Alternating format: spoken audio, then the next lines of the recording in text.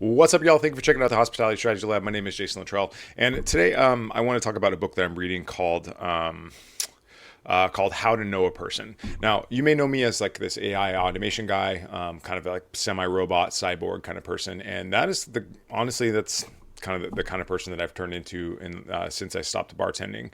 I started getting in this like really businessy mode, and I was just like, I need to like drive sales to do my business, and so I started to understand about like offers and like value and how to deliver value at scale, and I kind of honestly lost a lot about the personhood that is providing hospitality. So I became cold, a little obtuse, and so I started to get into things like writing letters and developing more personal connections and like really keeping track of my relationships, so that I'm making sure that I'm actually being present and available for my friends, my family, and this has brought me incredible amount of joy. To be quite honest with you, my days are much full of energy, and I've made a lot of really important choices, really important changes, as a result of really just drilling down on being grateful for what I've got.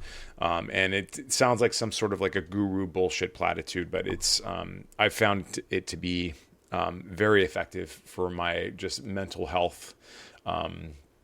And I've made some awesome changes. So I put a little talk together about my findings from this book, and I wanted to share some of these things with you because I think it's just really important to get back to this hospitable part, even though people are kind of like withdrawing into their digital worlds. So David Brooks, he wrote this book called How to Know a Person, and the main point is very simple. People want to feel seen and understood. That's pretty much it. So when you strip it all down, there's also the essence of hospitality.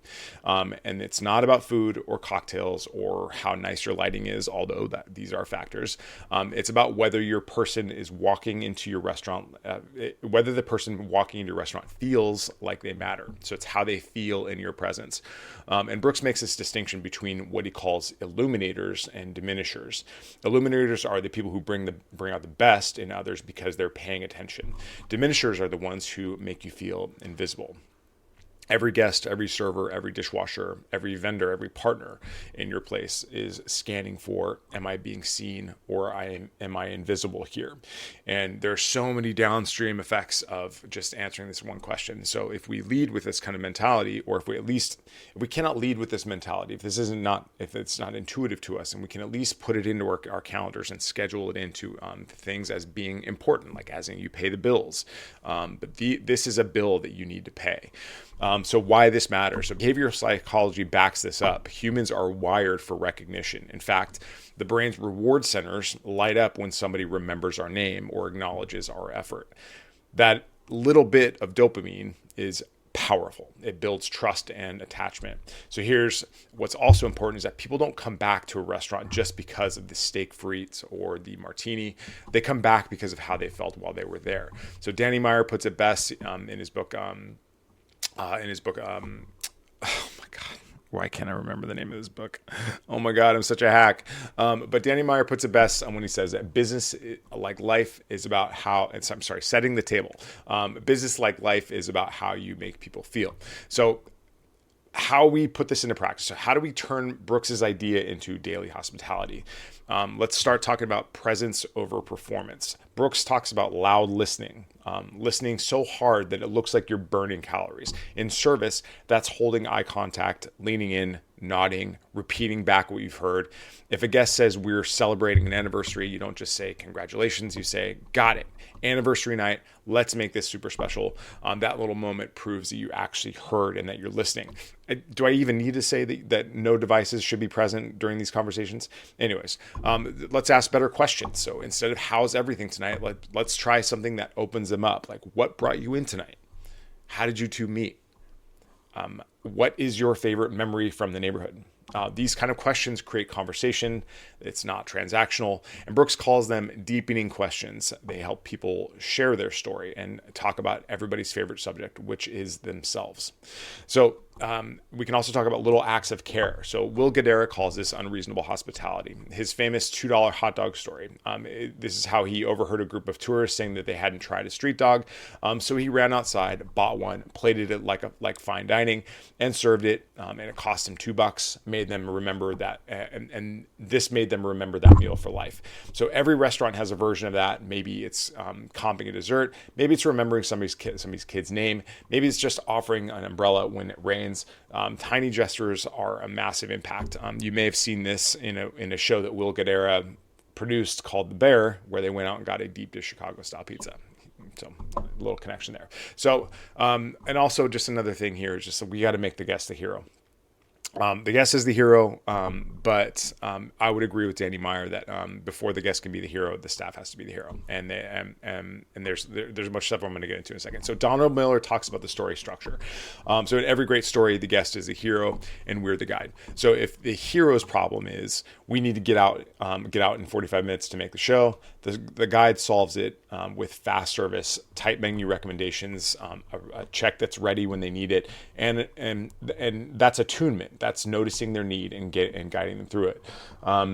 So let's talk about staff and culture real quick. So this isn't just guest facing; it's about your team as well.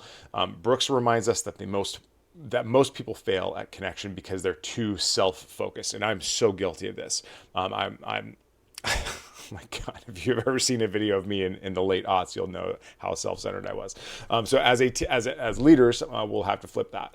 So hire for emotional skills. Danny Meyer has his 51% rule where you want to hire people for warmth, empathy, and curiosity, not just technical chops or hard skills. You want to teach somebody how to carry 3 plates. You can teach somebody how to carry 3 plates, but you can't teach them how to care if somebody's having a good night or not, or even to notice. And we're really just talking about noticing, spending a lot of effort and energy into noticing.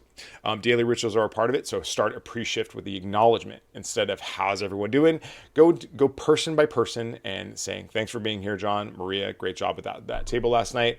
Recognition is oxygen. It's everybody craves recognition. And so, when it's missing, that's what people notice, right? People love being acknowledged, but when they feel like they should have been acknowledged, but they weren't, that's way more powerful than the effort required to acknowledge them. So we want to train attunement. So we want to do quick rounds in pre-shift. 1 word on how you're feeling today. If somebody says, I'm tired or anxious, the team knows to cover them for a bit, and that builds empathy and trust. It's easier said than done. I know, I've been there. Back in my days, we would show up sometimes hungover, sometimes hadn't slept, and I personally was a mess. But we always helped each other out. And I think more importantly than how we helped each other out is I think the guests really kind of felt that vibe, even from across the bar, which I felt was like a barrier. It was like a safe place. So restaurants aren't just places to eat. I think we all know that. They're places of restoration. And restoration happens when people feel known and understood.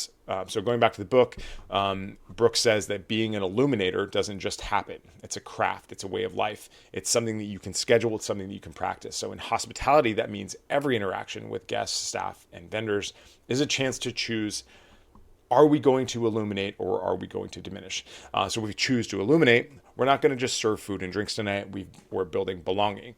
And belonging is the most valuable product that any restaurant can deliver. This has been just a little presentation about my thoughts and my interpretation of the book by David Brooks called How to Know a Person. And I wrote a little guide that you can find on the Hospitality Strategy Lab, and you can find in the community there. It's free and open, and it'll give you a way to teach this mentality to other people in your team, or just if you need help with this kind of stuff, I'm always standing by to reach out to help you with this stuff and to implement it. Give me a call.